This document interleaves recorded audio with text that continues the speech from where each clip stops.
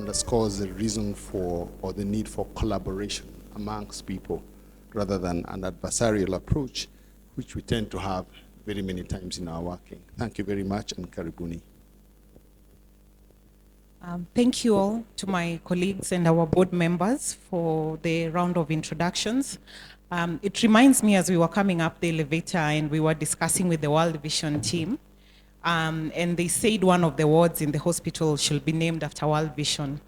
And it so happened that we are going to open a mother and child facility on our East Wing, as our CEO informed us this morning. So I invited them to have those discussions with the team in this room.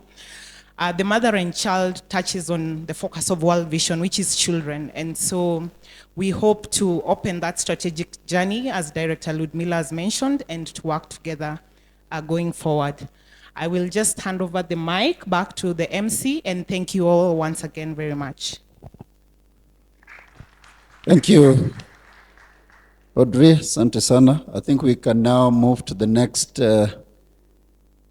segment, and I want to invite our Director Medical Services and Research at the Nairobi Hospital, Dr. Samuel Odede, who will run us through the governance structure of the hospital so that you get to understand us more as we collaborate.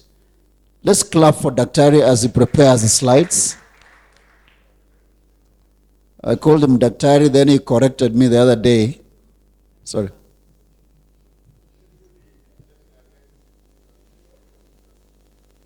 It was later in the program, but we can have that, Daktari. Okay. That's okay, that's okay. We can have our guests introduce themselves. I work as National Director for World Vision Kenya, and I'm glad to be here. So I'm not saying my remarks now, but I'm just introducing myself. Thank you. Let me pass on to here. Good afternoon. It's a great pleasure to be here. My name is Godfrey Wapangana. I work for World Vision as Interim Director for Resource Acquisition. Thank you.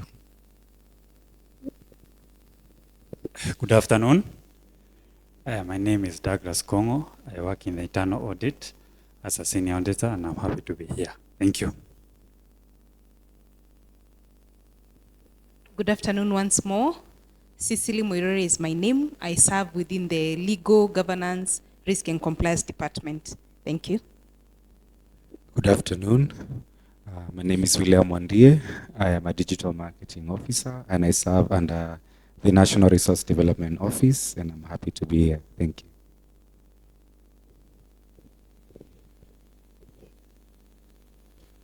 Hello, everyone. My name is Susan Nyamai, and I'm the Marketing and Communications Manager.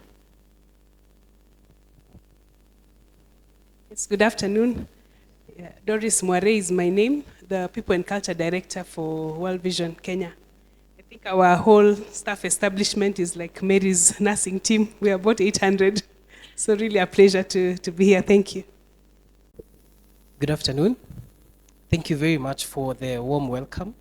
My name is Sam Githungo. I serve as the Senior Manager for Governance, Risk and Compliance. We're very grateful that you honored us with the invite. It was really a pleasure hosting you previously at World Vision, and we look forward to more interactions. Thank you. Good afternoon, everyone. Thank you for inviting us back. I wasn't there in the previous visit, and I'm privileged to be here today. My name is Felista Muia, Supply Chain Manager, ensuring that we give World Vision value for money and ensuring that whatever goods and services we buy eventually end up improving the well-being of children and the communities that we serve. Thank you for the warm welcome. Good afternoon.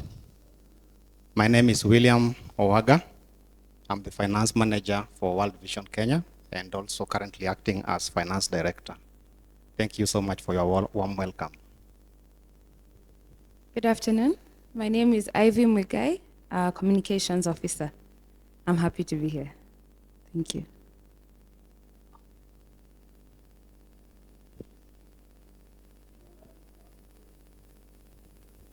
Good afternoon. My name is Hope Muma Mutinda. I support the Legal Governance, Risk and Compliance Department. Happy to be here. Thank you very much. Let's appreciate our guest a round of applause. Thank you, thank you. Dr. Odede, I think now you can engage your gear. He'll run us through the governance structure and a few other details. Thank you very much, sir. Lux in tenebris, admins light in darkness. Mr. Gilbert Kamanga, our National Director, World Vision, and the rest of the World Vision team, members of the Board of Management, Nairobi Hospital, senior management team, fraternity, Nairobi Hospital, ladies and gentlemen. My name is Samuel Odede, like you said, Mr. In UK, when you become a surgeon, you become Mr. You drop doctor, you go back to Mr. That's why there's that confusion. It's my distinct honor to invite you and to make you experience our Nairobi Hospital. Part of my duty today is to run you through what Nairobi Hospital is, the genesis of Nairobi Hospital. I mentioned lux in tenebris, Latin for light in darkness. The cornerstone, I believe, was initially laid in 1950, but the hospital was commissioned in 1954 as the European Hospital. And right across the road, there was the King George Hospital, now called Kenyatta National Hospital. Around 1918, and in between that time, there was the Spanish flu, which you all had, killed 50 million people worldwide, but there were other epidemics and pandemics that wreaked havoc within the region. And that's why the government of the day, then the colonial government, came up with this hospital, initially a small hospital, more of a nursing home, to help the King George Hospital. So that was the first private-public partnership that brought about this hospital. Inaugurated in 1954, initially as a small hospital, and the Cecily MacDonald School of Nursing was commissioned in 1956. It's grown in leaps and bounds from a very humble beginning to a hospital fit to the leading hospital in East and Central Africa. We are, like I mentioned, East and Central Africa, we stand heads and shoulders above all hospitals, but we don't rest on our laurels. We endeavor to improve our services all the time. We are right now about 465 bed hospital, strewn in 2 campuses. There's this main campus, and across the road, there's what is called, or formerly called, the East Wing. We are the only hospital in Africa that built a bespoke hospital for COVID-19 that wreaked havoc from 2019 through to 2021. The only other hospital that did that was China and UK. So we did save lives. Our survival rate in our ICU was amongst the best in the world. ICU COVID, we had a survival rate of 80%. Initially, we had doctors from Spain and Italy coming to teach us what to do, but in about 6 months, we would start teaching them what to do and how to increase and improve on mortality and morbidity when it comes to COVID-19. I already mentioned the School of Nursing. School of Nursing, though it doesn't provide any degree, it provides a diploma that is not questioned in any other European or American hospital. Our nurses, I don't want to say fortunately or unfortunately, are strewn all over the world. And they are sought after all over the world. And our principal here has a very hard time, and our director of nursing has a very hard time retaining them here. But I think it's a testament to our good quality of nursing care, nursing education, that makes our nurses sought after around the world. We, in the past, we strived to make our ISO and our standards acceptable worldwide. So for various departments, we use various certifications. I'm happy to announce that beginning last year, we inaugurated what's called the Joint Commission International Accreditation. So that's an accreditation based mainly in the Americas that looks at the whole structure of the hospital, not just the clinical bit, the maintenance bit, the corporate culture bit, to make sure it lives up to its standards to ensure a sustainability of the hospital. Our vision, though I know it's mission and vision, but it usually should be vision. Our vision is to become a multi-center, multi-speciality hospital that gives the best in patient in quality, patient safety, and outstanding experience. When all that is delicately balanced, it ensures sustainability. Now that intricately gives to our mission, where we harness the latest technology to ensure we give the best offerings, the best products in an atmosphere of trust, safety, and comfort. These core values are at the heart of our hospital: dedication, empathy, inspiration, quality, and partnerships. I won't go into the details, but they feed intimately into both clinical governance and corporate governance. Now to our structure. At the helm, at the top, we have the Board of Trustees. I don't think any of them is here today, but today we are privileged to have 3 board members here: retired Justice Waki, Dr. Githanga, and Ms. Ludmila. So the board has 4 standing, actually almost 5 standing subcommittees. There's the audit and there's the finance and investment committee. There's the audit and risk. There's the project and monitoring. There is the medical advisory committee, and there's the HR committee. The medical advisory committee is made up of they represent the 676 strong consultants who are independent consultants. We call them Admitting Staff Association. They are represented in what is called the Medical Advisory Committee, which is a standing committee of the board. Directly, just like any other structure, the Chief Executive Officer who is answerable to the Board of Management. Underneath the Chief Executive Officer is what would be called the Senior Management Team. Other organizations call it the Executive Committee. We've met our COO here, and then we have a whole raft of directors. They've all introduced themselves. This Director of Nursing, Director of Medical Services, myself, Director of Nursing. We have the Head of Human Resource. We should have a Human Resource Director, which I'm sure we'll be getting soon.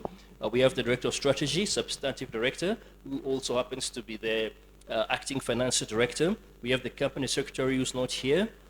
We have the Director of Supply Chain, who has introduced himself. And lastly, we have the Principal of the College of Health Sciences, Dr. Margaret Sirima.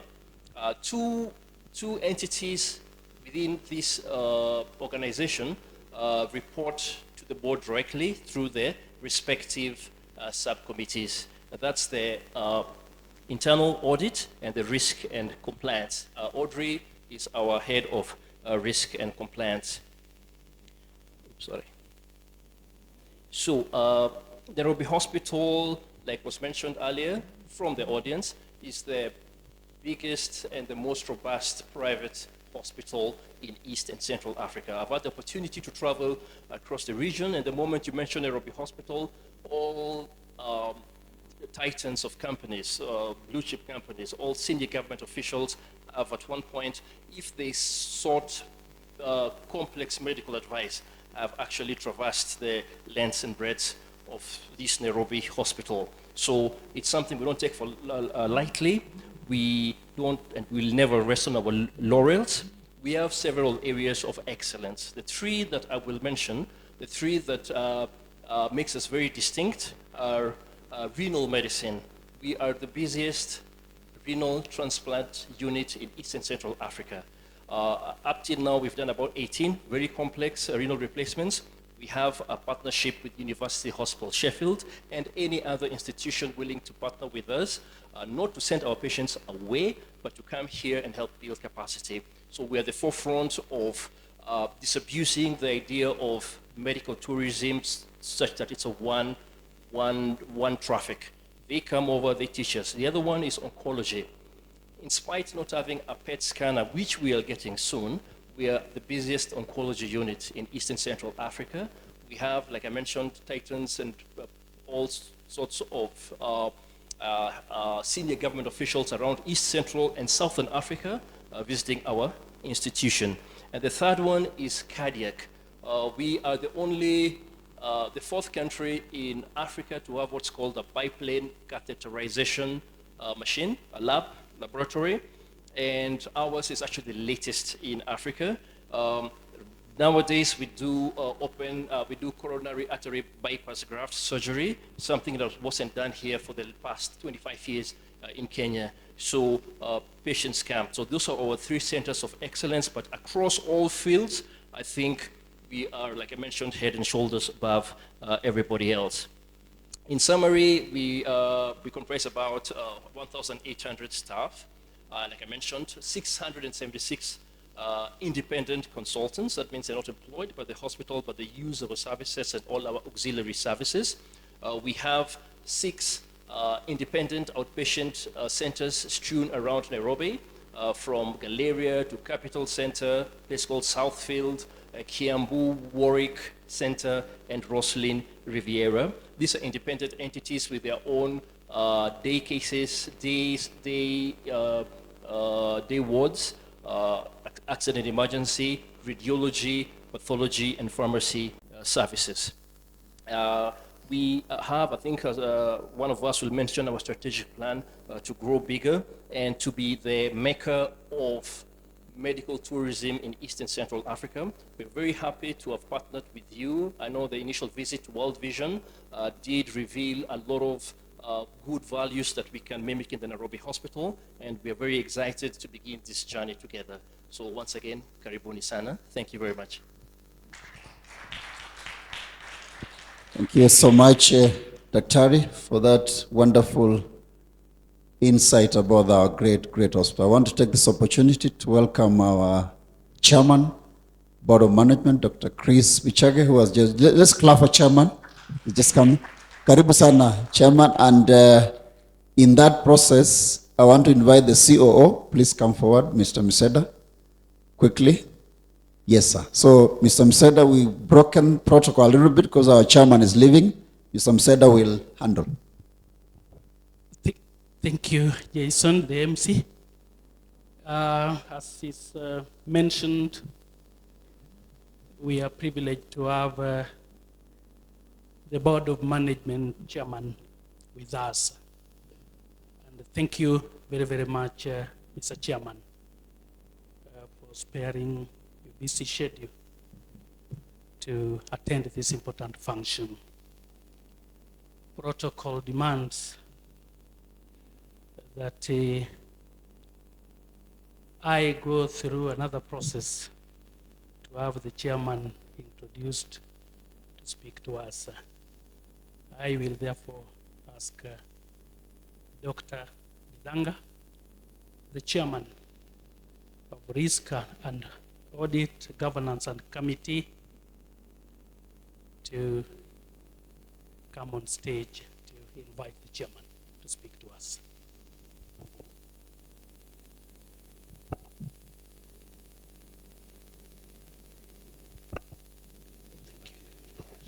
Yeah, thank you very much. Let me dispense with the protocols because I know people want to get on with it.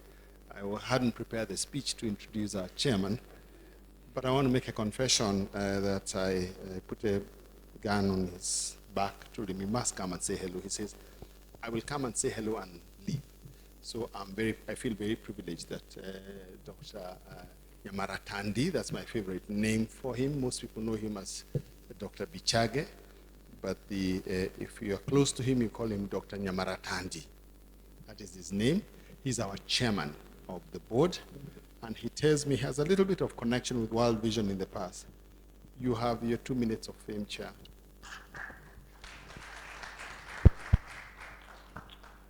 Thanks so much, Dr. Githanga. I can see quite a few of my colleagues on the board here. Madam Rudmila, Justice Waki,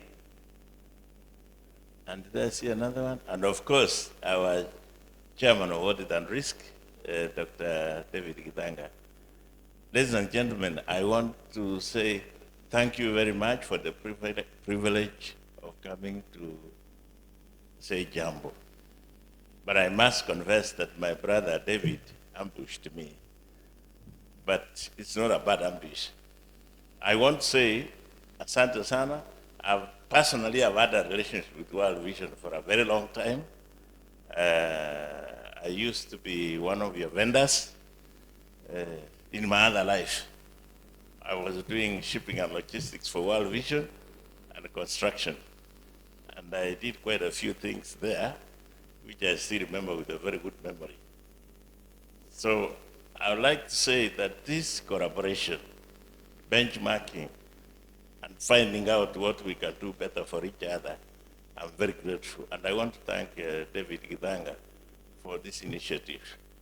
I think our people came over and they were very excited, and today you have come over. And I think the ethics I know about World Vision, I'm very proud of you.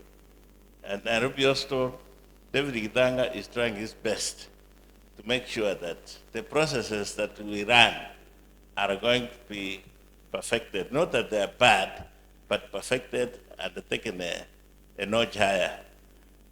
Audrey, I know, is working very hard in that corner. And I can assure you that with the Nairobi Hospital, you are safe. It's the way to go. When you talk about healthcare, me, I've been associated with this institution for a very long time. And I know since 1980, when I became a KHA member, it's 43 years, quite a few of you were not born by that time. But despite what everybody may say out there, I think Nairobi Hospital is the way to go. Because right now I've had our brother saying, Dr. Odede, that we are the best kidney transplant center in East and Central Africa. Not only that, our oncology department is going to be the best in Africa because we are targeting Joburg and Cairo. And I think in the next 1 year, if I'm not wrong, we'll be having the best oncology center in Africa. And those of you are talking about medical tourism, it will now not be India, South Africa, and Europe. The place will be the Nairobi Hospital, and we will make sure that anybody around who wants to go to India, Dr. Sode, you promised me that they will now be coming from India to Nairobi Hospital. Is that correct? We are perfecting our oncology department. Maybe in the next 5-6 months, we'll have the best radiology department in East and Central Africa. We're working on that. And so you can see the initiatives going on. This is going to be a center of excellence. And I'm sure like World Vision is a center of excellence, and Nairobi Hospital is going to be a center of excellence. So this is the place to come. Asante sana. And I wish I could have stayed longer with you, but I must ask for another agenda because we have a big, big meeting tomorrow in the board. Asante sana. Thanks, Dr. Githanga, for allowing me. Thank you so much, our chairman, and all the best in your engagements in the rest of the afternoon and the day. And now I want to call our substantive director of innovation, strategy and innovation, who is also our acting finance director, to make a presentation. That's Mr. Nicodemus Odongo. He is speaking to us on collaborative opportunities between World Vision and the Nairobi Hospital. Nick, I've known today that you are also called Ochieng Odongo. So, Bwana Ochieng Odongo, karibu. Thank you, Jason, for that introduction. I had said my name when I was sitting. This is me when I'm standing. Just to pick it from where my colleague, Mr. Odede, has left it, on the issues of business strategic enablers and linkages.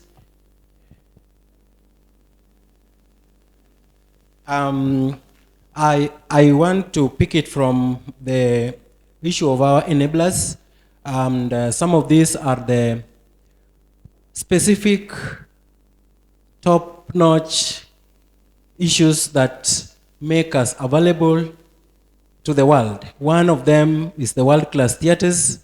As was said about other things, we are all-rounded, and theaters provide the places where our top-notch doctors perform the medical services, and we keep growing them to be better day by day. Currently, we have just renewed or built new theaters, which are providing a very good atmosphere for offering the services. And as the world is also turning, the issues of digital transformation are very key, because healthcare has also gone high-tech, and a lot of transformation in terms of digitization is key in terms of connecting us with some of the best facilities, not just within Africa, but outside, and again on passing information, management information system between our different departments, be they clinical or non-clinical. The issues of investing in the clinical workforce, the people, that is doctors, nursing, and different categories of clinical service providers, require that the organization, as the Nairobi Hospital, has a pool of highly trained, experienced, and qualified persons who are taking care of our so many patients who visit us from within and outside Kenya and Africa. All this is a very key resource, and is a real enabler of the provision of the services. So we have a big pool of around 2,000 healthcare workers within the hospital, and I will be mentioning later that the Nairobi Hospital also does not just work with the direct employees, but also provide opportunity for a big pool of consultant doctors who are not necessarily employed directly by the hospital, but practice within the hospital. Actually, over 650. That is the biggest pool, not just in Kenya, but in the southern and eastern Africa as a whole. And the issues of working with trusted partners, and I think that is very critical, and that's where, for example, the World Vision, among other stakeholders and customers, fall. It is said that you can't work alone and succeed. You must use your linkages to offer services together with others. And I think it's not something as a hospital we are just talking because you are here. Actually, one of our strategic objectives is on customer or stakeholders engagement. So among the three objectives we have, it's a deliberate effort by the Nairobi Hospital to work with the stakeholders and the customers whom we exchange ideas to make our healthcare provision excellent. In terms of other business models, the Kenya Health Agenda, the government is very concerned about achieving the UHC, and the government alone cannot do it. So in trying to do the same, Nairobi Hospital becomes a very critical partner, because achieving UHC, of course, will draw from three major areas. That is the primary healthcare, the referral healthcare, and also specialized healthcare, which Nairobi Hospital actually works across the continuum of the three I've mentioned. But very specifically, the issue of specialized medical healthcare, my colleague Dr. Dede just mentioned, where we are leading in the region. But I think we are not just concerned with competition and saying we are leading. We want to provide the best and move on beyond just provision of healthcare, but to provide the best in terms of even research and provide opportunity for other hospitals within Africa and from outside also to come and learn. So capacity building, very critical, and that's what our college is also doing. In terms of still furthering on the same engagement, in terms of membership of the Kenya Healthcare Federation, which is an industry association, we also play very closely with other government agencies which are in charge of the regulation of the healthcare industry, and the Nairobi Hospital operates in a field where we fulfill all the requirements of the regulators, be it the Ministry of Health and so many other agencies that works on the regulation.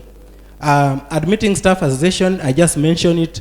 This is our greatest pool of the specialist doctors in various multi-specialty areas that practice within the hospital. And they have opportunity to practice in other healthcare provision centers, both within the country and outside. And therefore, we have the best because they do a lot of linkages in terms of comparative research elsewhere, and all that comes to ensure that whatever is given to our customers or patients around is the best in the market.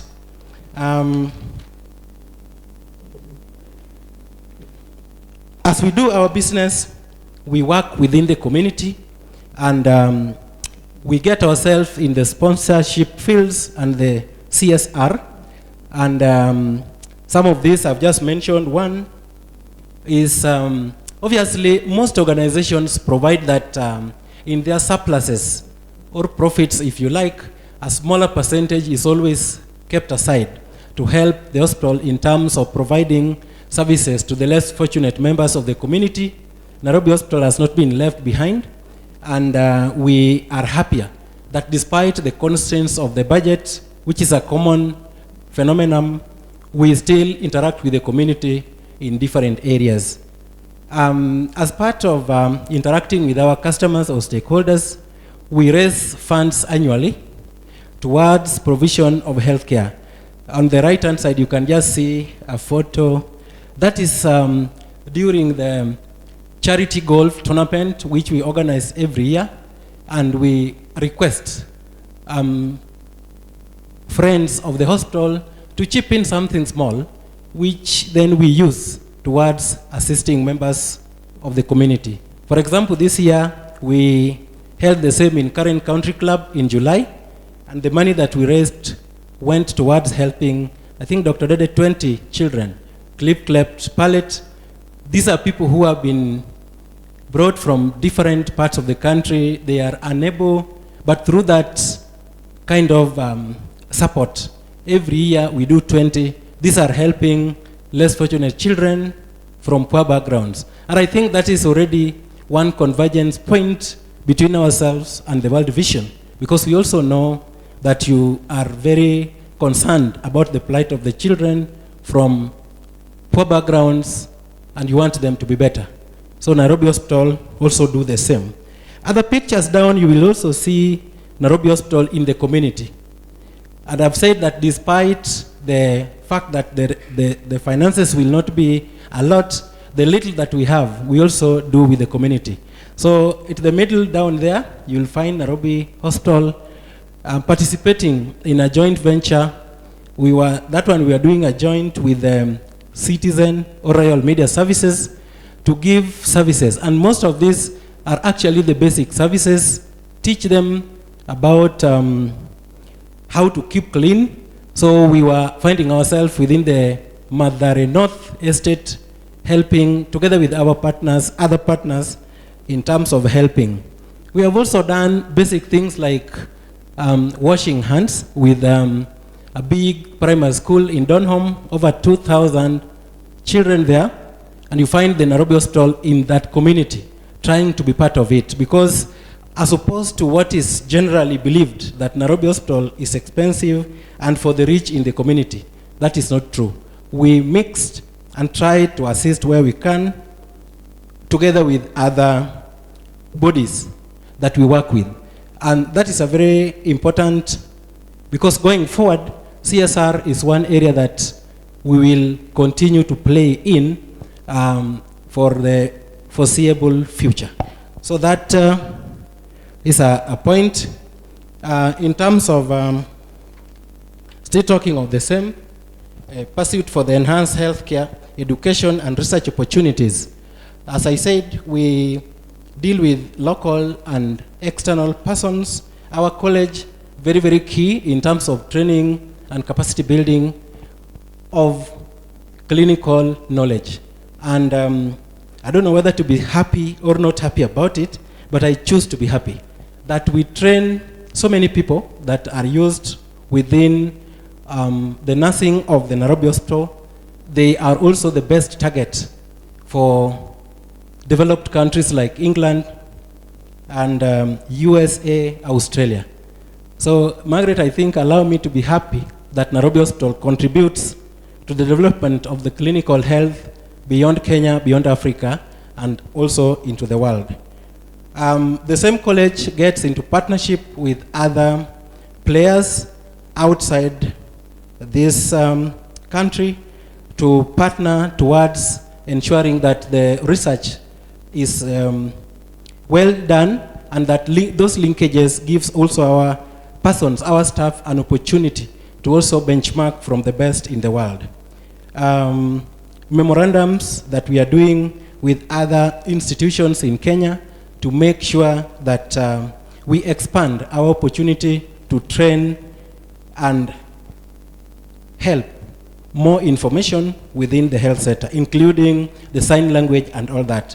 As I finish, I just want to assure within what I talked about earlier that we are keen to build this partnership now that we have demonstrated that your objective of assisting the children also falls within our vision to deal with and help the children. So the cliff palette that I talked about is just one of them. And we also deal with issues of surgical or assisting heart surgeries for the children. And even this year, we helped the same. So as different organizations, then we have an opportunity to optimize. If World Vision, for example, has an opportunity to travel in this country to bring children together, then Nairobi Hospital can always come to take advantage of the people that you have brought together. And if, for example, the World Vision, Nairobi Hospital has an opportunity, like I said, participating in the, say, low areas, like I talked about Mathare, then World Vision can also come in so that we optimize and use the same gathering to achieve our different purposes.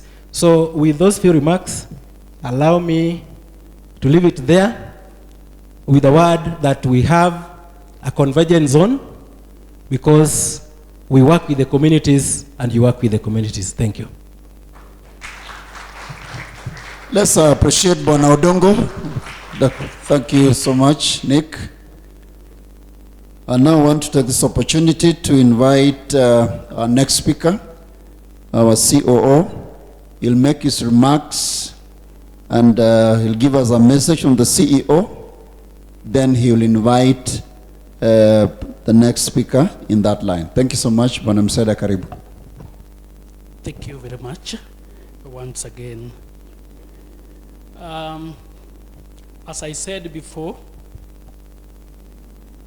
I'm sitting in for our CEO, who is on some official duties out at the hospital.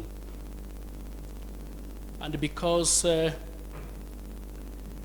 this function, this event was very, very important to him and the hospital,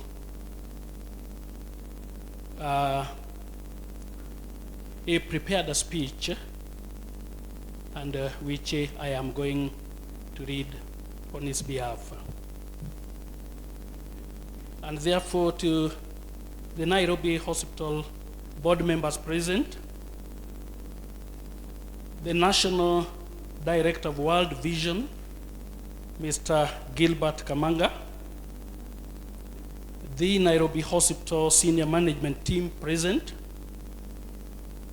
the World Vision leadership team, the Nairobi Hospital staff present, distinguished guests, ladies and gentlemen, good afternoon. I will go straight away to read the CEO speech. I am extremely delighted to welcome the World Vision team to the Nairobi Hospital. We are truly honored to have you with us. and we extend our warmest greetings to each one of you. The Nairobi Hospital, ladies and gentlemen, has always been committed to providing the highest standards of health care to not only our community, but also to our brothers and sisters in East and Central Africa, including by pursuing strategic partnerships to eliminate any barriers to the fulfillment of this vital human right. In this regard, ladies and gentlemen,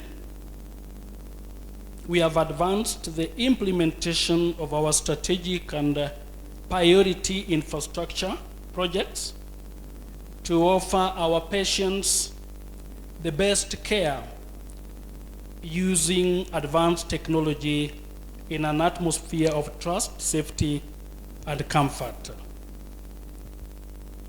Ladies and gentlemen,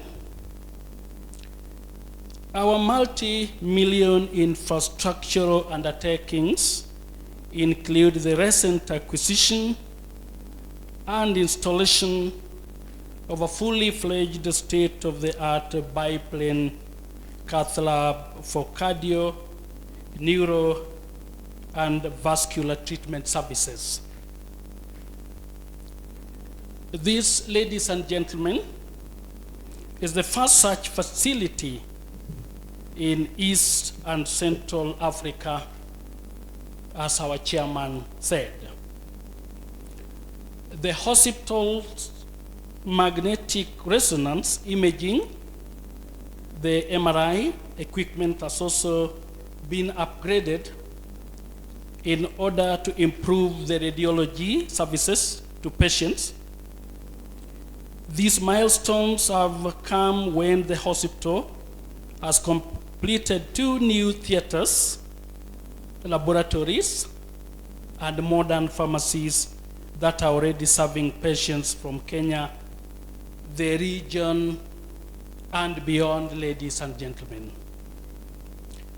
The hospital, ladies and gentlemen, has also embarked on its digital transformation journey as it aspires to be a world-class multi-speciality hospital, as Mr. Dongo mentioned, delivering exceptional quality, patient safety, and outstanding experience while achieving sustainable growth, ladies and gentlemen.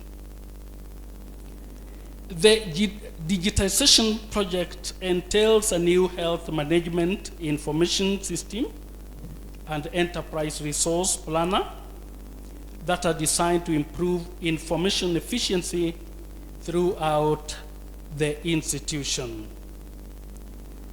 Ladies and gentlemen, the Nairobi Hospital has invested in various capital projects aimed at improving the quality of care as well as digital transformation, because we believe that a focus on quality will not only benefit our patients, but also attract more healthcare consumers to choose the Nairobi Hospital for their medical needs and care, ladies and gentlemen.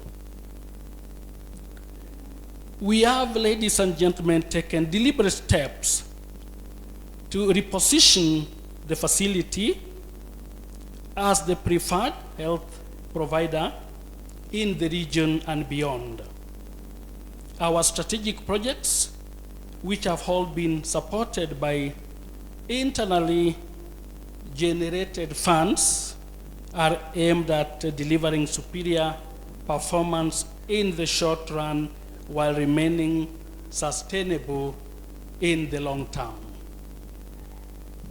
Ladies and gentlemen, therefore, as we navigate through the complex and evolving healthcare landscape, strategic partnerships like being in partnership with the World Vision and collaborations, both domestic and international, become very, very important to us and invaluable, ladies and gentlemen.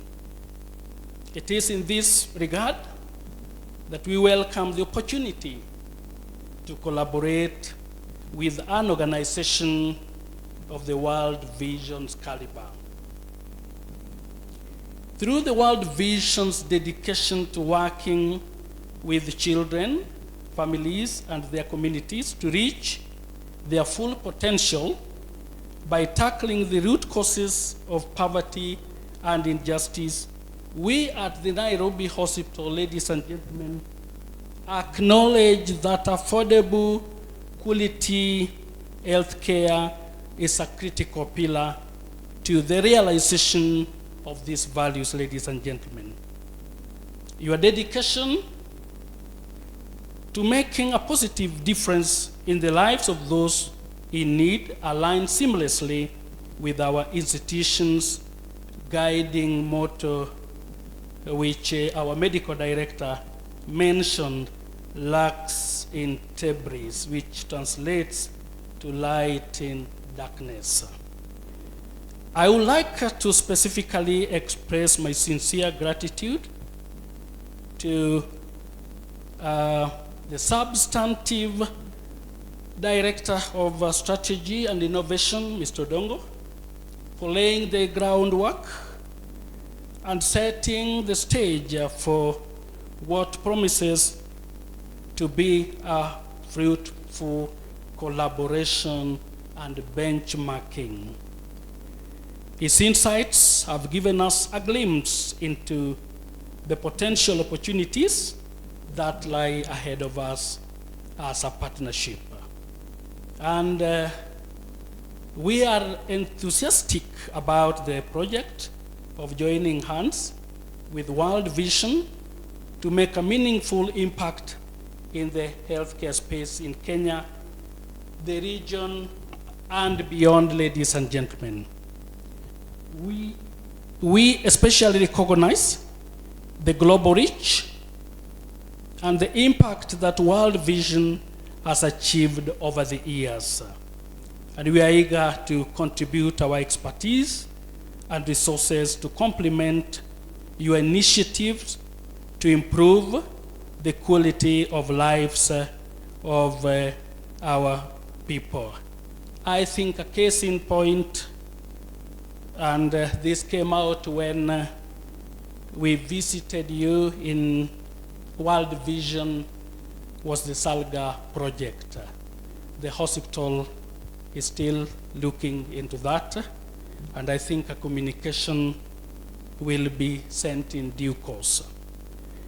The hospital also continues to pioneer in providing global standard healthcare solutions with a rich combination of top professionals in various medical fields, as well as the latest diagnostic and therapeutic Medicare under various parameters.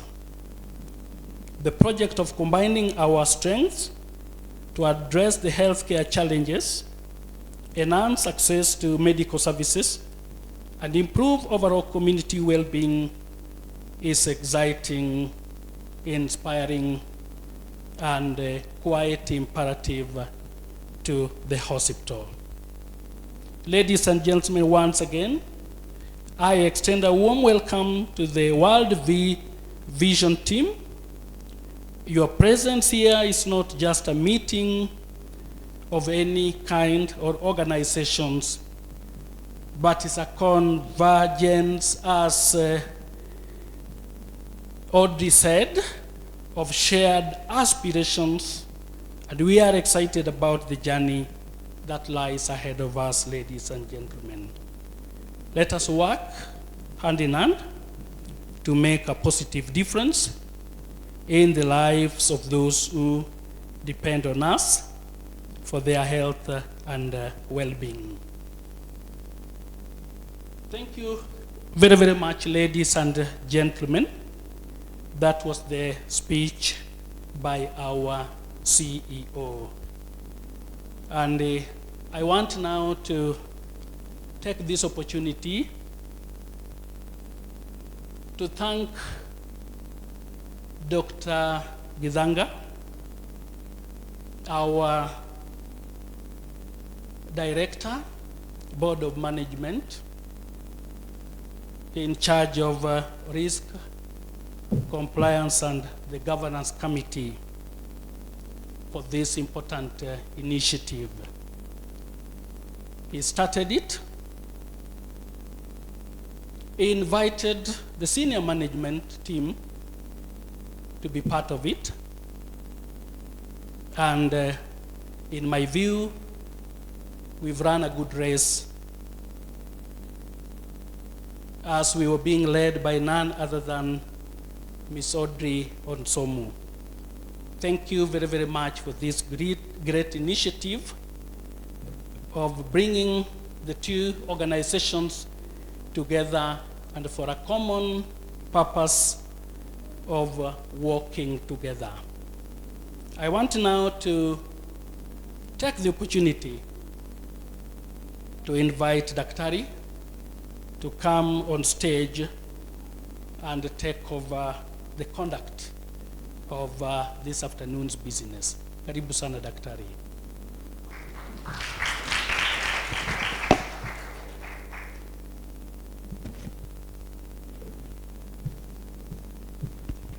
Thank you very much. It was not my intention to take the center stage in this and subject you to long speeches, but it looks like I've been thrusted there. But if any of you are feeling a little sleepy, it's nothing to do with our speeches. After eating, usually blood pools to the middle part of our body, and you may find yourself a little sleepy. So it's the blood, it's a physiology. I'm in pediatrics, I work with children, and roughly the attention span is about 15 to 20 minutes if you're lucky. So you must deliver what you're going to say very quickly. And I suspect all of you are pediatric patients. You belong, you're children's mothers, as the national director likes to say. He is his mother's son. But on a more serious note, I have a speech that is roughly about 30 minutes. I'll try and use 32. Yeah, to the executive members, the members of the Board of Management, represented here by Justice Waki and Ms. Ludmila. I am grateful you're here. Chief Executive Officer, represented by the COO, Mr. Miseda, who's just spoken. The National Director, which is the term we use in World Vision. CEO of World Vision Kenya, Gilbert Kamanga. SMT in both institutions who are here. The members of staff, distinguished guests, ladies and gentlemen, good evening. You're awake, yes, you're awake. I was just checking. For me, this is a very proud moment that we're able to actually meet and discuss, get the two groups to meet together.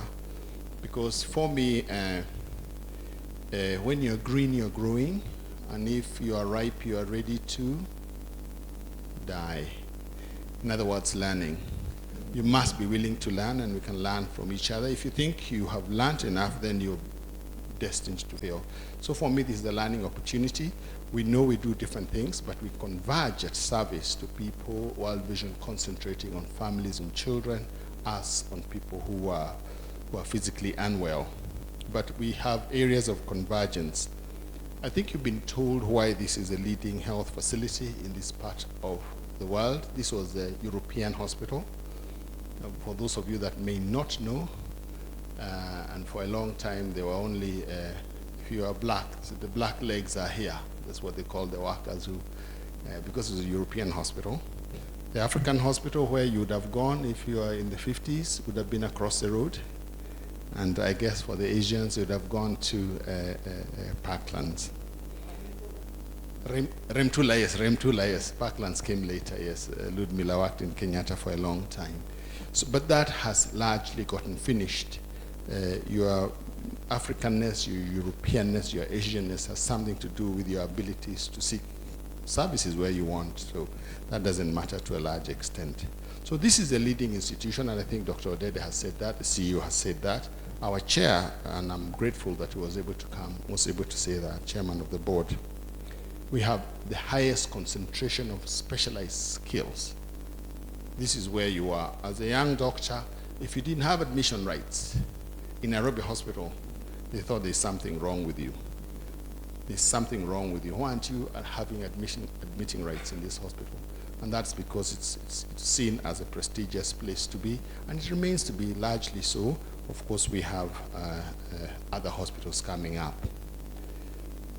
I will not, again, go back to the whole issues of cancer, where we're playing a big role, issues of kidney transplant that Dr. Odede has talked about, the cleft lip palate that we deal with, the heart surgery, the children, mothers and children issues. For me, it's to really talk about what areas of convergence we can have. The need for cooperation, collaboration, and synergy is in fact imperative. If you do not cooperate, it doesn't matter what you do, you will go down. There's no way you'll be able to multiply the shilling if you do not work together. Having sat in the board of World Vision, I have seen how they stretch the shilling. The efficiency, and I'm sure the CEO will talk about that, the efficiency with which they use the money they get is amazing. And I think those are areas that we can get to learn from. Hospitals are incredibly complex institutions. Procurement in the hospital is a major thing, but we can learn from each other. And I'm sure the various people in various areas here will be able to learn from their own colleagues. I want to give you an example of a procedure that takes place in a hospital like this, open heart surgery. Open heart surgery basically means they split open your chest with a actually electric saw. They open up, they stop the heart, they put you on a heart-lung machine. When they stop the heart, that's when they repair, and then they quickly start the heart, and it works. That's one of the most team draining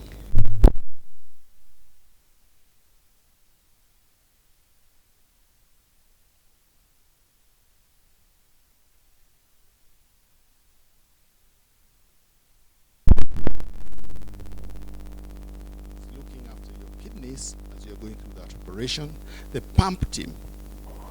So there's so many teams involved, and our lab person there,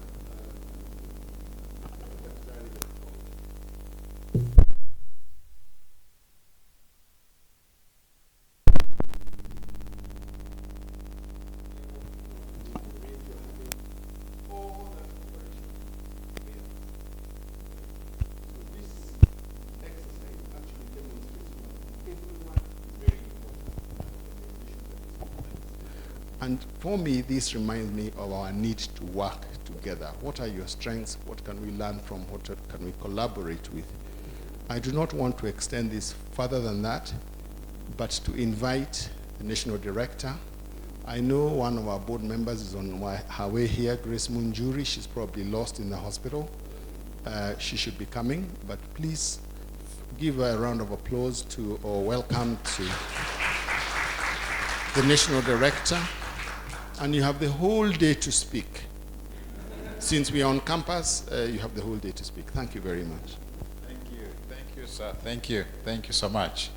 Yes, the whole day indeed. After eating, then we'll be coming back to eat again at your cost. So we'll be here for the whole, not just the whole day, the whole night. Thank you so much. Thank you. As I introduce myself, my name is Gilbert Kamanga. I'm National Director for World Vision here in Kenya. I have been here in Kenya, in World Vision Kenya for I think 373 days, I think. So no longer new to World Vision. Members of the board for the Nairobi Hospital, I want to say thank you. Thank you because we are here because of you. We are here because we as staff, we are paid to do what we do. But for you, the board, you do more than what you're doing. So I want to say thank you for that. When COO, on behalf of the CEO, I want to say thank you for inviting us. I missed the August meeting when you went to World Vision Kenya, and that's why I'm glad to be here today. I was saying to the CEO that I walked very majestically to the hospital because I think I am not sick. So I enjoyed my walking to the hospital. But sometimes you tend to run away from the hospital when you're not feeling very well. So thank you for this. Senior management for this hospital, I want to say thank you. And everyone else who is here, I don't want to bore again with so many long speeches. I would rather you ask us questions if possible. And my team who are with me here, I want to say thank you for your support. I picked 3 or 4 areas of convergence which I want to emphasize. One, we are both institutions are non-profit making.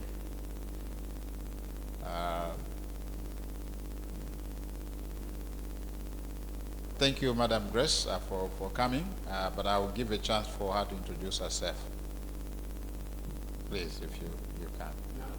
Now, yes, now.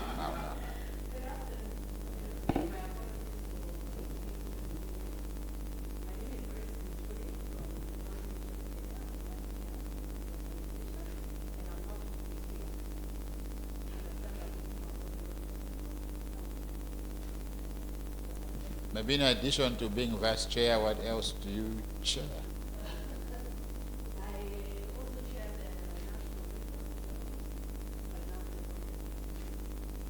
Thank you so much. I was looking about 4 things I picked at. One, we are both non-profit making. Profit don't go anywhere. It goes to the business. Number 2, I picked that World Vision has what we call child well-being outcomes or aspirations.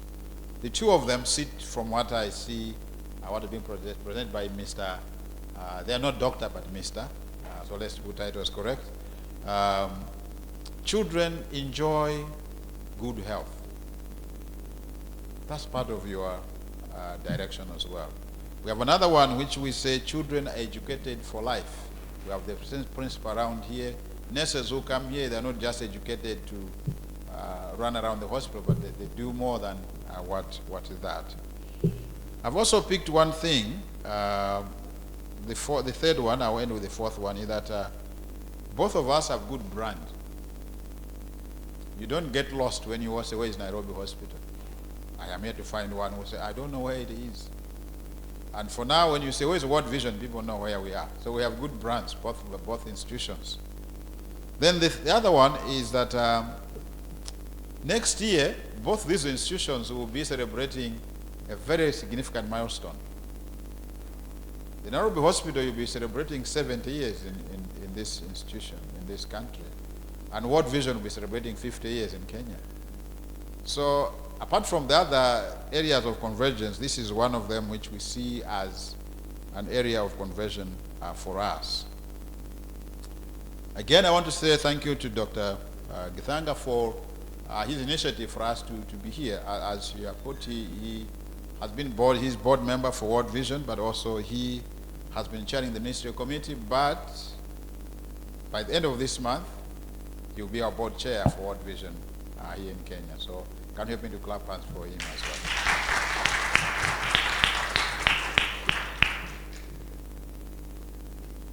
I don't want to go much into the areas of collaboration, but that's very much clear from what we stand for. Yes, you talked about the issue of SAGAR program here in Nakuru. It is a program which it is Kenyan funded. We don't have any other money from any other country to be there, but anyone who is in Kenya can contribute to that program, and that's what the focus is, and both individuals as well as institutions. So we're excited to go together into this journey. The issue of medical camps, wellness, I think all those are areas which we can explore more on a technical level. How can we work together as two institutions. What I want to focus my 2 minutes next is the issue of how does World Vision maximize input from the board of directors. Last night or last evening, we had a meeting of the Audit and Risk Committee. The purpose of that meeting, we are receiving the report from the external auditors. The auditors gave us an unqualified opinion, so I just want to make that very clear. I want to do that. But for us as staff, what we're excited about, well, if you were listening to the recording for a plate, you'll be saying, so who were the auditors? Because the auditors had very little things to say. But the board members asked so many questions to the point that you feel like, so who is auditing? To me, I'm excited with that type of attitude from our board members. Why? Because we maximize input from them. One of the aspects which we look at, therefore, is to allow them to ask as many questions as possible. Because as management, our main key focus is to make our board of directors feel comfortable that the organization is run very well. And one of them is giving that space. Number two, we have learned that if we are to make our board members contribute to the maximum, we have to ensure that the documents which we give are not just correct, but they are given in time. Sometimes you delay, but the board members should know that you are going to be late. So Gilbert should not just be there assuming that they will know that my papers will show. So to me, those two things have been very instrumental for us to make sure that our board members are able to put their input to the maximum. I'm not sure whether you know that just as you do here, our board membership in World Vision are voluntary. There's no sitting allowance that the board members get. But we are very blessed to have men and women who are supporting us, as you have also. He actually said to my board members, the two of them who are here, that they are our greatest donors. Because if I had to quantify the time, then I would be paying a lot of money. Taking people out of their responsibilities is not that easy. Having the justice here, doctors are here.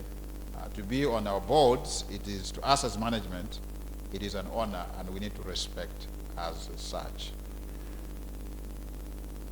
Partnerships, if I move forward, have been there before. But some of them have ended on paper. So my desire that this partnership we're talking about here should not just be meetings or paper, but action on the front line should be seen, that we are able to demonstrate that the well-being of children in this country is improved. Currently, as we all know, Kenya as a nation, we are facing significant flooding in some areas. World Vision, I was receiving even updates here. Now we are looking at how do we partner with different organizations to do the responding to this flood which we have.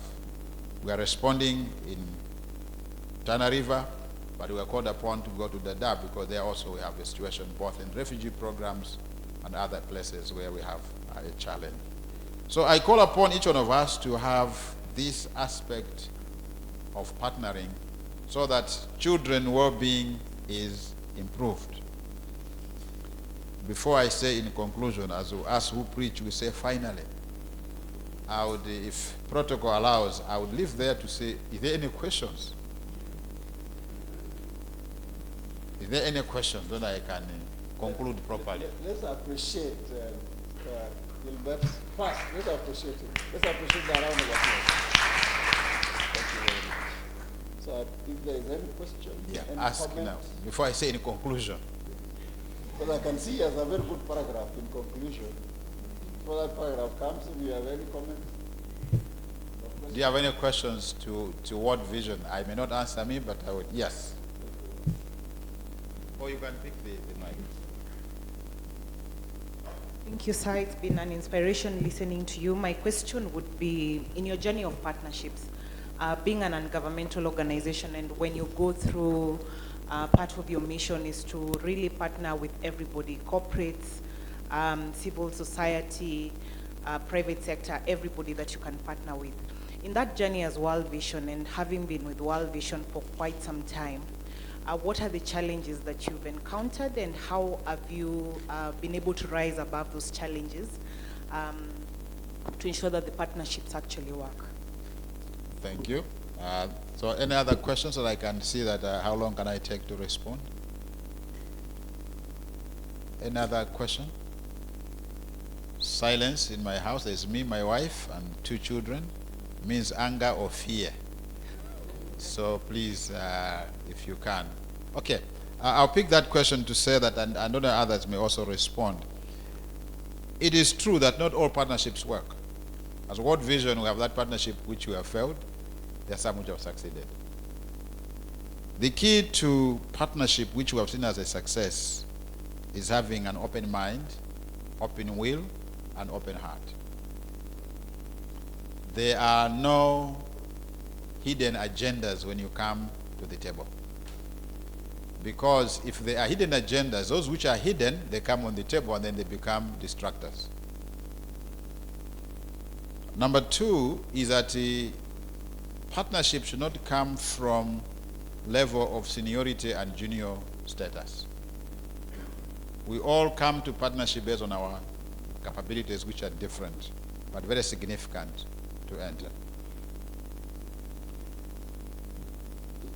We as World Vision, for example, we have had to partner to be a sub-recipient to a much smaller organization than World Vision because of the significance of that leadership, of that partnership, that we see that sometimes it is not your size of operation which matter, it is the technical capacity of another smaller organization. And together we can be full. I want to ask my colleague from World Vision who has any response to that. If you have 1 minute. Godfrey, you're in partnership. What have you seen in terms of partnership to succeed? You have a mic over there. Yeah, thank you, Gilbert, and our colleague from Nairobi Hospital. One thing about partnership is to ensure that one, we're open-minded, and one, keeping the interests of each partner at heart without hiding anything from the partnership. And that in itself is the first motivator of how far we can go in partnership. Thank you.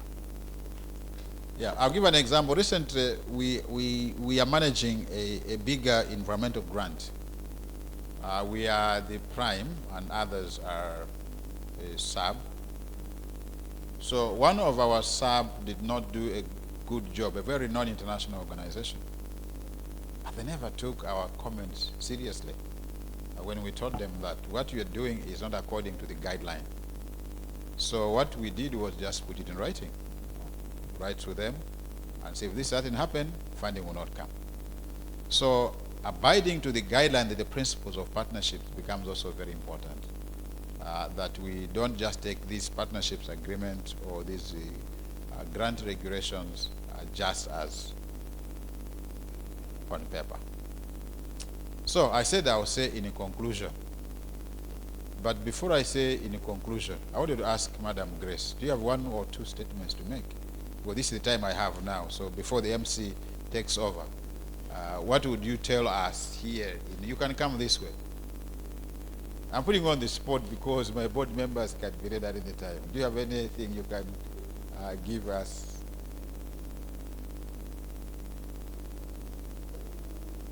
Just for 1 minute.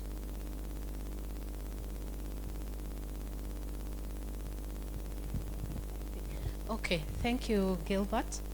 And I've been literally ambushed throughout this process. From Dr. Githanga telling me, I don't care what your schedule looks like, reorganize and come. So I'm here, to Gilbert telling me, deal, right on the floor. So that's fine. I'm happy that we're having this conversation in the first place. And where I come from, and I'm happy to see Jason, who is a member of my fraternity. I'm in the corporate communication industry, primarily, that's my profession. And obviously, we pick up things that other people don't get to see. But I'm happy that we are having this conversation. First of all, we are dealing with two very strong brands, as it has been mentioned, Nairobi Hospital and World Vision. And obviously with that strength does come a bit of challenge here and there. And the stronger you are in a brand, the more glaring you are towards the general public. So, and part of the things, conversations as we are having is obviously the scrutiny of values, being able to also see how we intertwine. Just like in social partnerships, you come together also looking into the question of values, looking into the question of vision, looking into the question of mission. Why are we here? And like World Vision, we are primarily all about children. And I do know, obviously, that even as part of your CSR, there's a way we can weave this whole thing, even from perhaps your pediatric agenda, and see how we can be able to come together and bring out some useful impact. Because at the end of the day, when all is said and done, even at the board, what we talk about is impact. So if there is a way that we can come together and be able to forge forward a partnership that brings impact for both organizations, but more importantly for the greater good of humanity and more so children, then we are even more happy and feel more fulfilled in our mission for both organizations. Because I do know that, yes, you may be a commercial entity, but you're also about humanity, because I think primarily that's what you do. First, a vocation as doctors, for instance, and then now second, as an entity that has to be sustainable. So all those things have to come together. And the assurance perhaps we can probably provide from a World Vision Kenya perspective is the assurance that you're dealing with an organization that is extremely interested in integrity and extremely interested in return on investment, if I'm to use a bit of your language, and extremely interested with what we put in, what have you done with. So we will always come back to you and say, this is what you gave us, and this is what we've been able to do with you. And maybe just for example, some, for the projects that we do, you have heard over the years that NGOs will primarily use about 70% for administration and 30%, for interventions.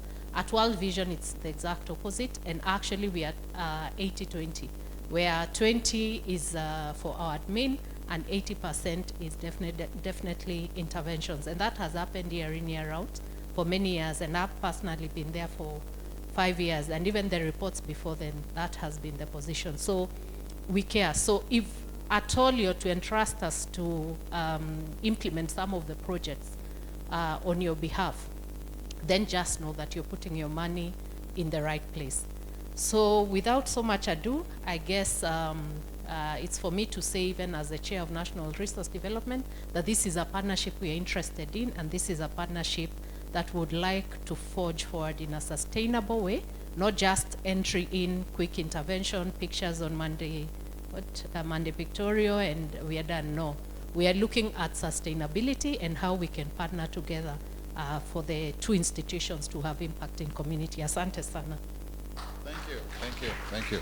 So you have looked at my notes, Madam Vice Chair. So thank you so much. Thank you. So I will not say in conclusion, I will say in the end, is to say that World Vision is Christian, World Vision is child-focused, World Vision is community empowering. And we want to stay in the community as long as it takes. We have been in communities from average of 7 to 22 years in one community. So as Madam Grace mentioned, the partnership with us will go the long way. That even after the actual investment of money or time, World Vision will be able to give back a report on what is happening. I was just thinking when Madam Grace was speaking here, the issue of the School of Health Sciences, for example, then you took that as a partnership for the work. I don't know if you're doing community nursing. So World Vision has so many programs out there where our nurses students can go and pass their time and volunteer and do some work, attachment, whatever it can, in the areas where we work. So there are a lot of opportunities which we can work together. The critical piece is, from here now, let's develop more workable solution. The management teams, both sides, should be able to identify what is workable for interest of both of us. So again, thank you so much, and thank you, Dr. Kitanga. Thank you, Justice. Thank you, Madam, here for all what you do, and also management. Thanks so much. May God bless. Yes, I appreciate Mr. Kamanga. Thank you so much. And Grace, good to see you. We meet again. She's my colleague in the public relations sector. Asante sana. We are almost at the tail end. World Vision is a Christian NGO, and I worked for one some years back. And this will sound familiar. That Jesus healed how many lepers? 10 from the Bible. How many went back to say thank you? Only one. The Nairobi Hospital is the one. So I now want to call the Director for Supply Chain Management to give a vote of thanks. So we are saying thank you, but we haven't finished. We'll roll out the next course of the activities. Mr. Felix Osano, vote of thanks. Good afternoon once again. Mine is very simple. I've been put on the spot because Audrey is actually smiling. She knows very well. I'm not very good at talking much, but I think my role here is about 1 or 2 minutes. I just wanted to give a vote of thanks. First of all, we really don't take it for granted that our friends from World Vision, took time. I mean, this is a whole executive time assembled on this room, and we know how expensive executive time is, and of course, even finding the schedule out of your day-to-day busy itineraries to come. Basically, the basic definition of benchmark is standard or point of reference against which things may be compared. So when we came to your institution to benchmark, that's how we saw you, as a shining standard there, where we aspire to be in some of our processes, so that it's actually for us a strong vote of confidence that we decided to come and benchmark. Because you don't benchmark with mediocre, you benchmark with the best. And from where we sit, we would want to learn from you, because we believe that in some of these issues that we are dealing with, you are a standard or a point of reference for us, and we would want to really, really learn from you.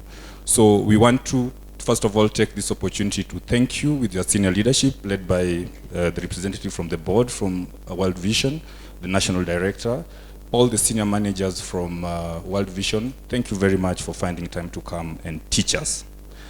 Secondly, now I'll go to in-house, because we are the hosts. So I want to thank the board of management, led by Justice Waki, Dr. Githanga, Madam Ludmila, and of course the board chair, who found time out of his busy schedule to come and sit with us. Asanteni sana.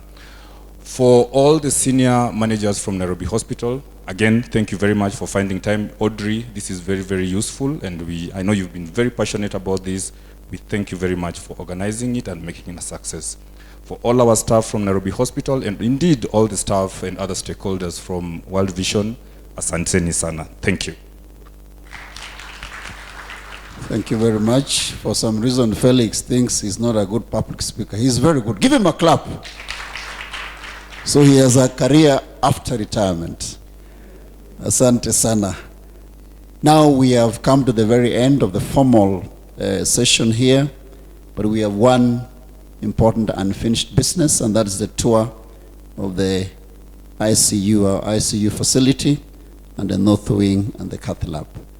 And we have the right pair of hands in the room that will lead us through that process. That's Dr. Omina Bryan and Dr. Odede. Could you please rise up so that they can see you? Yes, these are the medics who are going to lead us in that walk around. It will take about 30, at most 40 minutes. After that, we'll have a short tree planting session, and this will be done by the CEO, Gilbert Kamanga, CEO World Vision.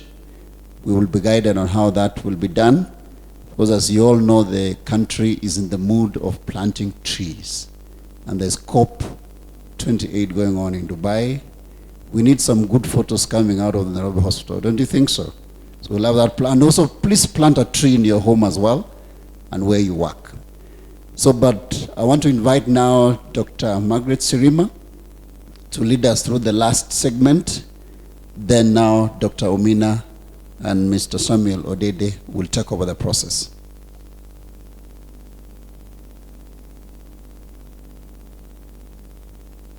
Audrey tells me that there's some other risk, small risk to manage.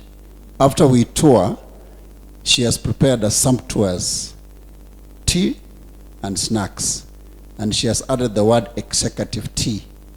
So please don't leave, and it will happen where we took our lunch, and I'm sure when Audrey whispers like that, there are good things coming.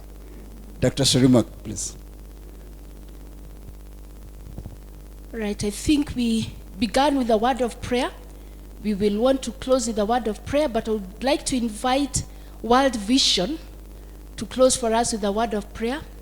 Allow me to invite Sam to come and close. I feel safe to invite him. Sam, my colleagues from Nairobi Hospital, that's my son, and therefore I'm safe to invite him.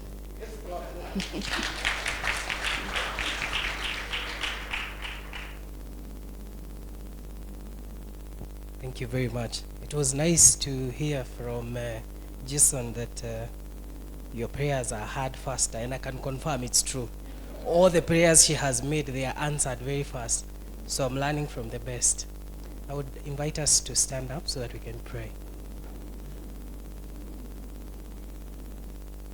Heavenly Father, we are so grateful for such a wonderful time learning from each other, hearing from each other, and just hearing the conversations that we are all concerned to help the community around us to make this world and this country a better place.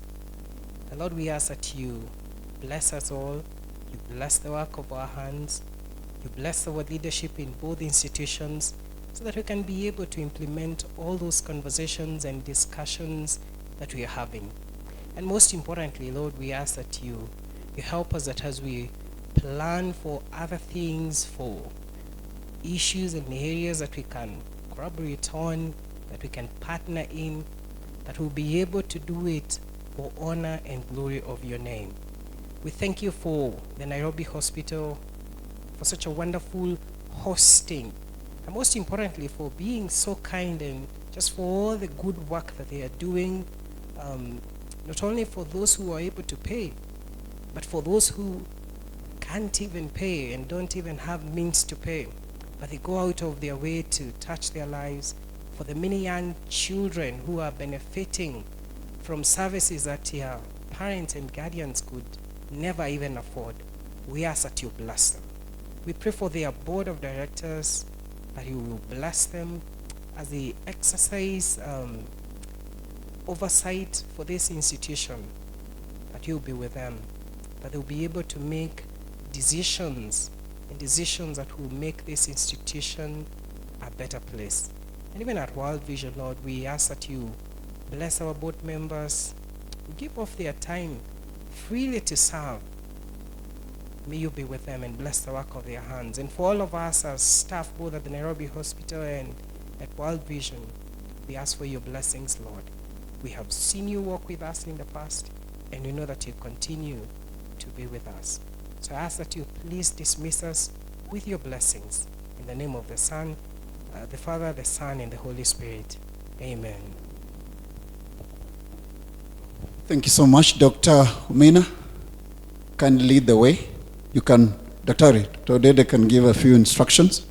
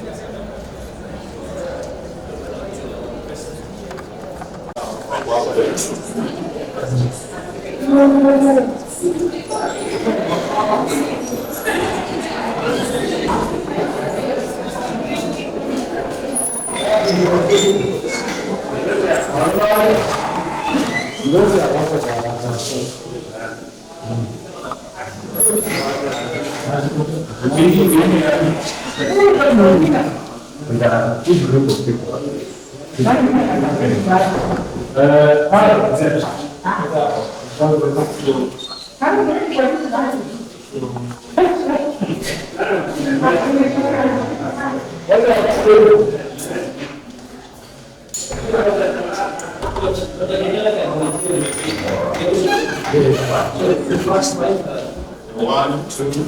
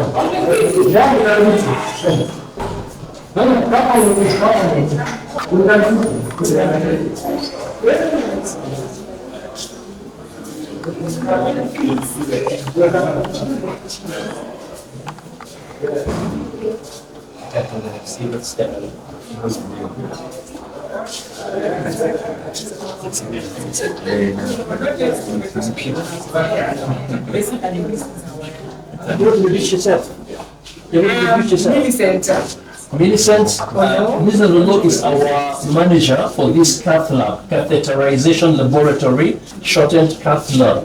This is a delegation from World Vision, led by Mr. Gilbert, the gentleman next to you, and there's the vice chair who is right next to you. Kindly proceed. So you are all welcome to cath lab. So this is our newest machine.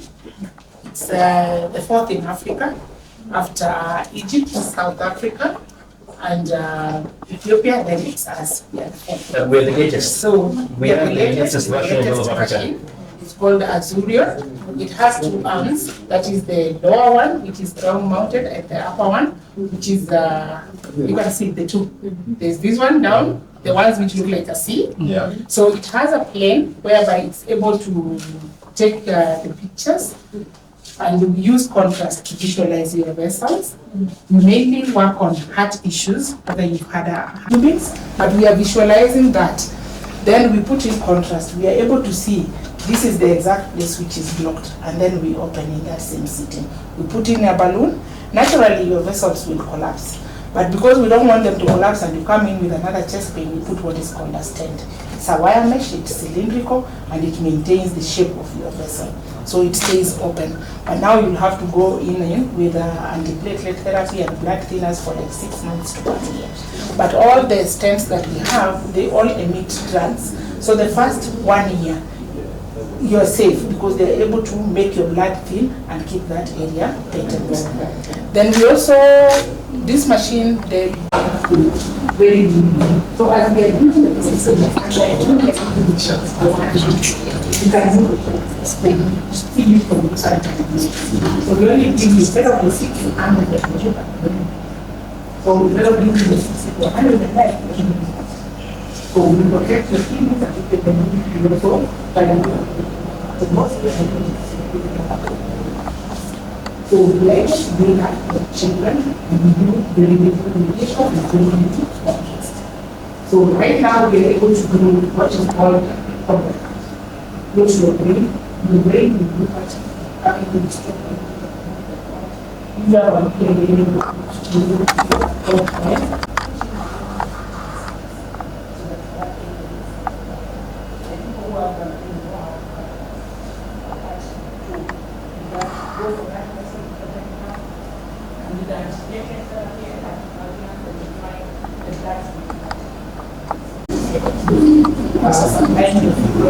We inject all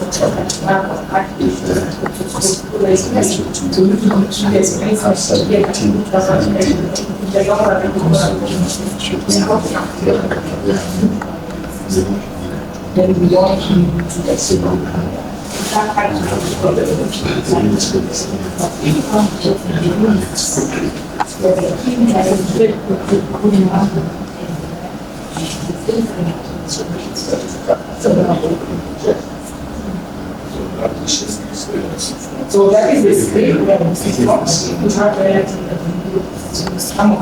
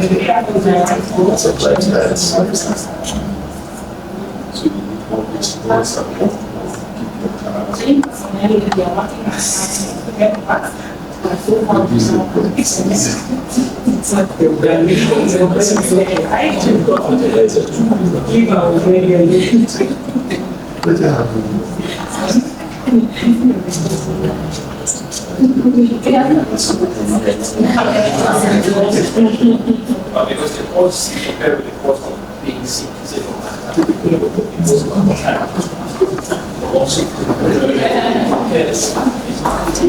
also gives you longevity, makes you back in life. That said, the cost will line up consumables to a minimum. This is the emergency. This is not a money-making sort of scheme. This is just to line up the cost to ensure sustainability, but it is affordable throughout. The story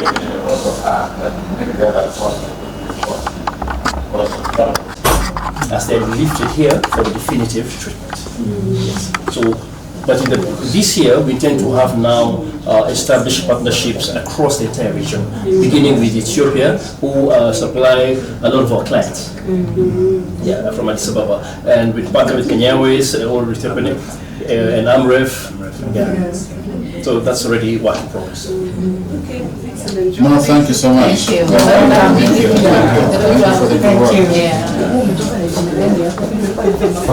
Thank you. Thank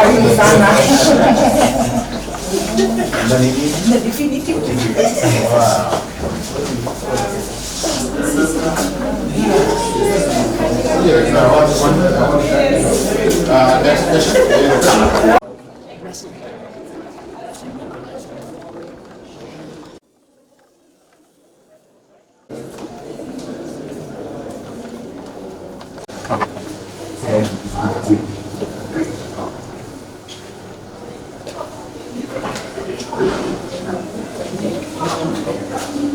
Yeah. I see you. My name is Elizabeth. Elizabeth, this is our partners from World Vision, led by the National Director. And we're here to see the ICU. We understand that some areas there could be privacy issues. If you're happy to lead us somewhere where we can communicate and look at instruction, well and good. Are you able to do that? Yeah, I think we have a room.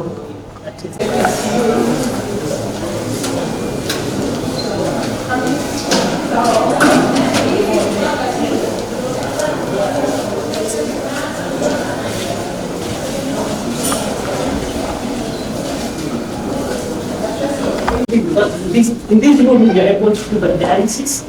At the sitting, you're able to do minor surgeries like tracheostomy, bronchoscopy, you can do in the room here. Yes.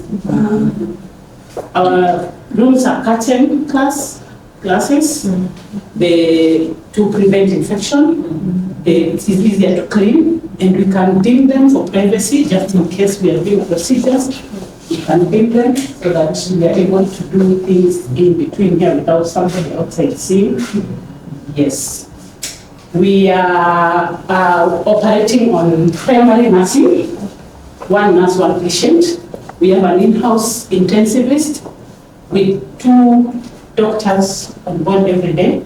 We have a pharmacist in-house, I'll take it is. We have a dietitian in-house. We have 2 physiotherapists in-house, 2 biomedical to help us with the management of equipment in the house. Yes. All our patients, they are on the monitor, and we have a central monitor outside here that we can be able to monitor from outside. The nurse sits here, but the other team, like the doctors and the person running the shift, they sit at the central monitor.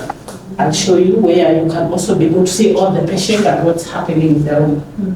Yes. Some rooms have negative pressure. Yeah, we have some 2 rooms at the far end which are having negative pressure. Whereby when we are having patients who require isolation, like COVID patients or TB patients, they are nursed on those isolation rooms because the air inside the room doesn't go outside. That's what we mean by negative pressures. Yeah. The air moves away from the medical personnel around the room such that it goes underneath, so that the risk of contamination is significantly reduced. What's that? Is it sacked? It's a suction, so there's a pump that makes sure the pressure out is less than the pressure in, such that the air is forced in one columnar flow away from areas of potential infection, cross-infection. But when you put it inside the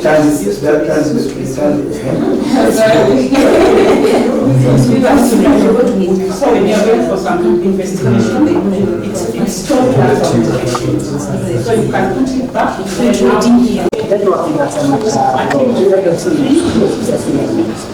I think 3 and a doctor to man the possibility in the pathology of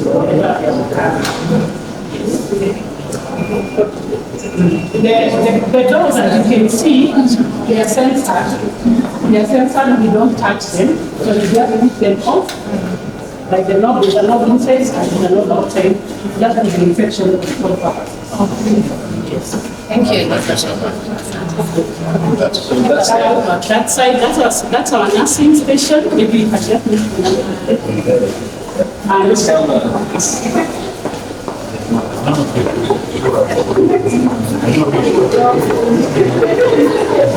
So this is our nursing station. We are able to do minor blood work, like taking an HB, using blood work, within 2 minutes. We're able to get the blood work and we're able to intervene appropriately. We are able to intervene appropriately before we get the blood work to the most of our minor blood works we get from our BGA machine. We have the 3 BGA machines here. Just for backup, in case these are not working, we use the other one. So not any other time you can find us without a BGA machine because we are able to do that in the in-house. Manage with potassium, calcium, blood gas analysis. And then we have a central monitor there, which we are able to monitor all the patients in this unit from this central monitor.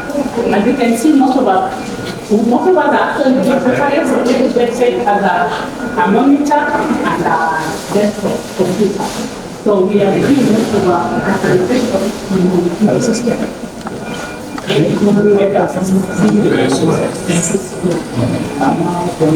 what is done about because the doctors are still working, but for the listening, we actually prepare. Yes, the doctors are still the ones who still That's a standard worldwide, and by end of this year. Yes, that's how we got it. Those things are not that we know yes. Then we have a tea room outside, at least somewhere outside the alarm area where you can go to rest and take your tea comfortably before you come back. Let's just train. Our shifts, we work day shifts around 11 hours, night shifts around 13 hours. Yes, but we have we work in a ratio of 1:1. So like in a shift, you can find that we have 16. Yes, so that makes it easier to clear the burnout. Yes, and then at times when you do nights, when you do like 3 nights, you are able to go for like 3 or 4 days. Yes, to go and rest. Yeah. Thank you so much.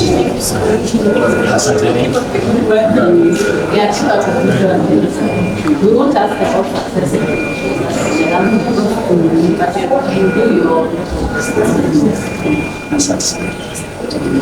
No, thank you so much. Thank you. Excellent job. Next up will be our next wing, that's our executive lead.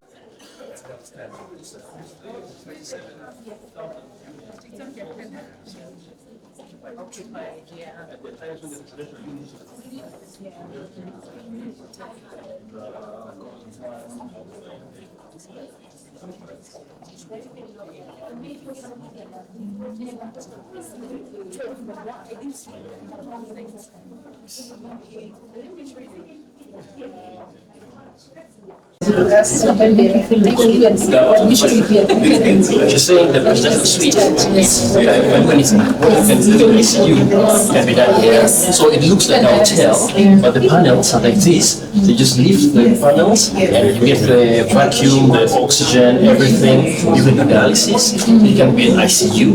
The presidential suite has this for the bodyguards, another suite for the ministers, for the family, another suite for the inner circle. It has a conference room on one side, and then there's the patient suite on the other side. It looks like a 5-star, 6-star hotel.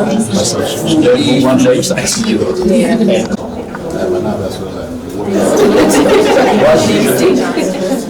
Led by Gilbert Kamanga and the executive team from the World Vision. Stalwart partners. We went to benchmark with them a while back. Now they're also benchmarking with us, and we hope to form a partnership. Another 40.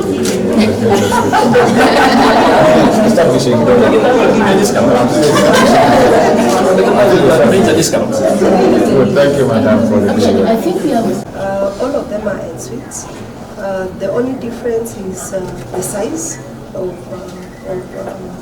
the rooms, but all of them are en suites.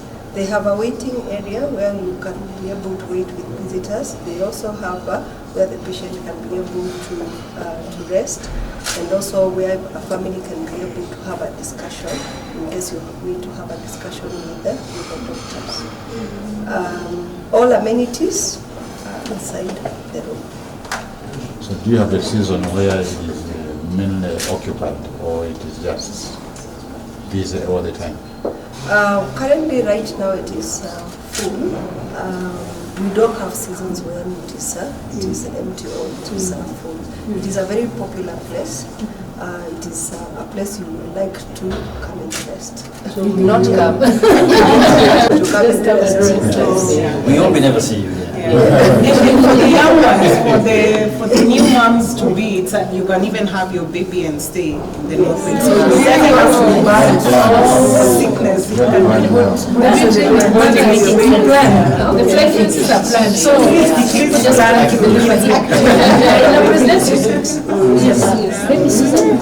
Thank you so much. The new moms, the spouse is allowed in. Yes. Yeah. That is well. Thank you, Mrs. Silva, for reminding. It is our family, so you can be able to stay in as a family for the new moms when you are bonding with the child, the newborn, and also the father. So the father can be able to stay in.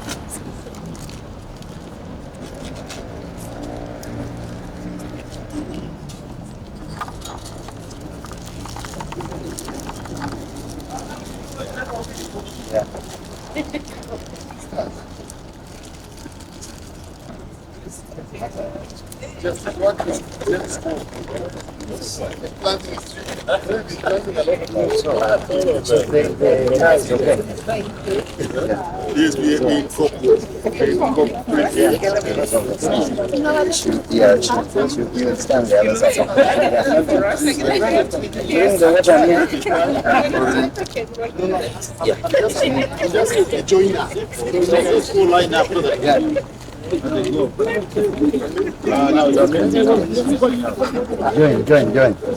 Yes. That's okay. That's okay with you, sir. Can you come out? Come out. It's the two of you. Yeah. Yes, yeah. Okay. Have lunch, just lunch now. Yeah. Good. Okay. Well done. Let them finish. Now do this. Yes. Use this. Give me the works. Yeah. Come on. Those hands are working hands.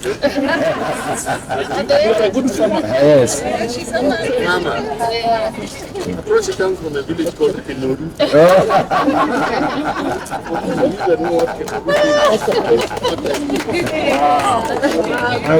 Mama here.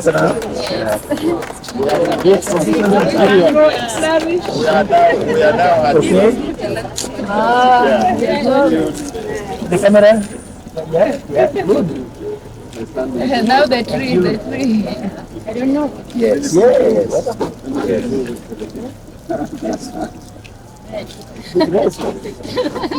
Yes. The hands are growing.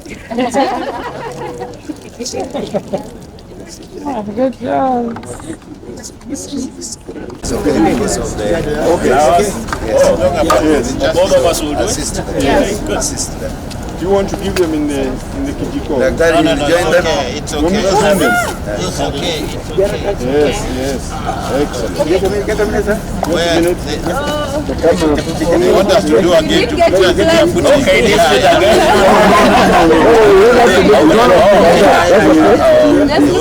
Yes, with the shovel. Bring the shovel. Yeah, bring the shovel. Yes. Thank you. Let's pretend to be a farmer. Yes. Mr. Kamanga, look at the camera. The camera should look at me. The camera should look at me. You can feel. I'm looking at the tree, not the camera. Thank you. It's okay. Thank you. Let the camera look for me. Okay. Yes. Thank you, Chief. Now what are You can see the farmer. Yes, yes. I think you are not retired. Yeah. You are not. Yes, now you pour the water together. Pour the water together. Yes. Now, now we can look at yes. it. Not the camera looking for you. The camera look for us. Yes, yes. We have water for washing hands. We have more water for your hands. Okay. Both of you. Yes, fine. Yes, fine. Both of you. Both of you. Can you join them? Yes, please. Yes. Yeah. Thank This you. tree is very special. Look at it. Yeah, Look at the tree and the water. now the tree. Yes. Good. Done. That's good. That position Yeah, perfect. that position is okay. Yes. Yes. Very good. Well done. Very good. Put it down now. Yeah. Yes. Yes. Yeah. Help them with the position it for them. Position it for them. No. What if you can? Yes. To break the soil and Stop over you. left my property with the deed, I know.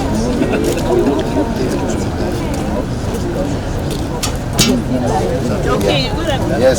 Yes. That's okay. Oh.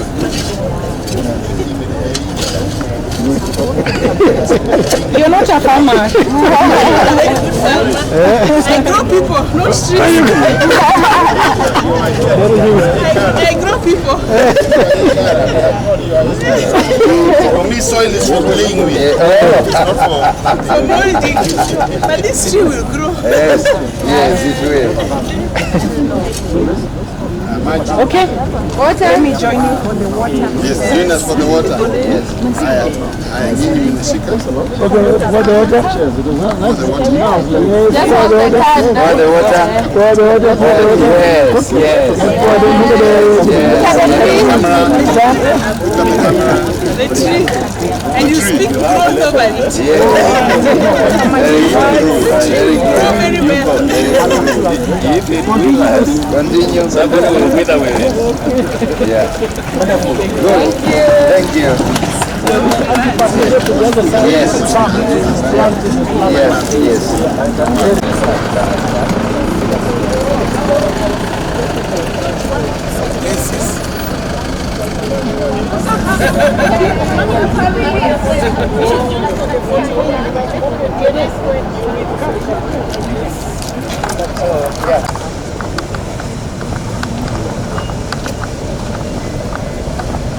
Who has planted this? Remove this. Oh, you can. The camera. Take viewers to. Some shika vizuri. Na some look at the camera. Very fast, guys. Very fast.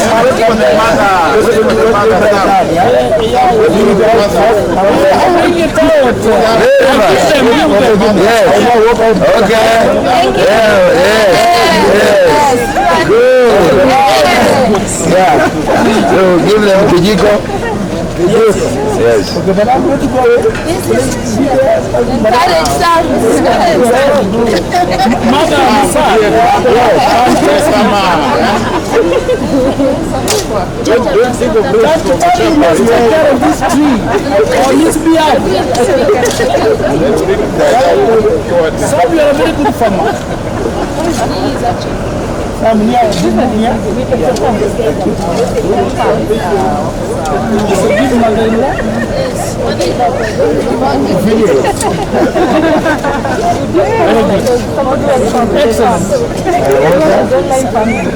The water together.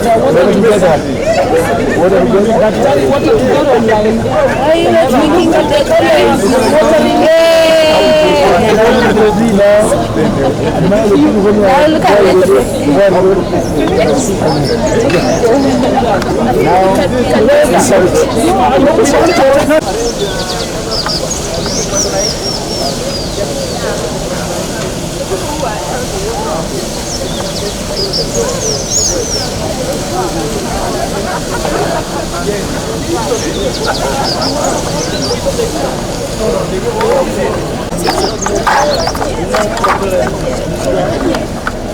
want us to stand up?